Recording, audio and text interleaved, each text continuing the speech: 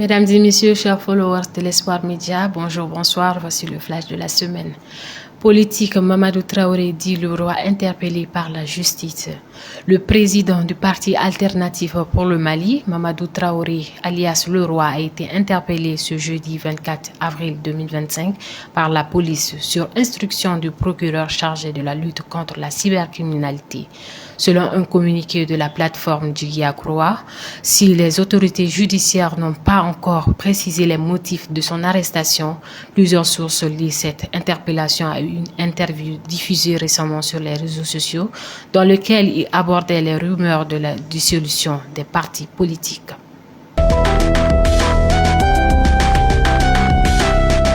Sécurité, une trentaine de terroristes neutralisés par les FAMA à Baramadougou.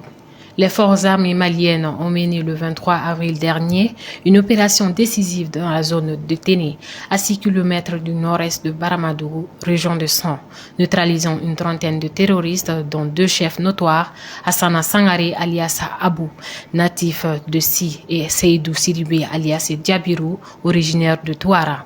L'opération rendue possible grâce à une filature rigoureuse et à l'exploitation des renseignements a également permis de détruire un important stock logistique ennemi.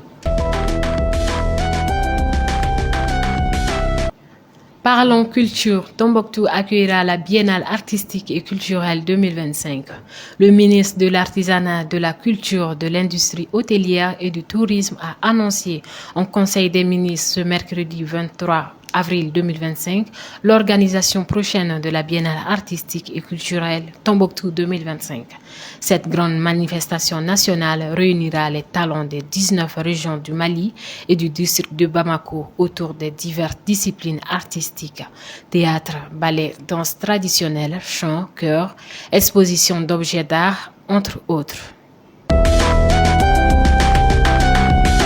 Direction Côte d'Ivoire, Tidiane Thiam radié de la liste électorale provisoire. À 6 mois de la présidentielle du 25 octobre, la justice ivoirienne a ordonné ce mardi la radiation de Tidiane Thiam, président du PDCI, de la liste électorale provisoire. Selon son avocat, M. Onge Rodrigue Dadje, le tribunal a estimé que Thiam avait perdu sa nationalité ivoirienne après avoir acquis la nationalité française en 1987, bien qu'il ait renoncé à cette dernière en février 2025. Cette démarche est intervenue après son inscription sur les listes, rendant son enregistrement non conforme selon la justice. Et cela met fin à ce flash d'information. Merci de nous avoir suivis sur Espoir Média. Portez-vous bien, à la prochaine.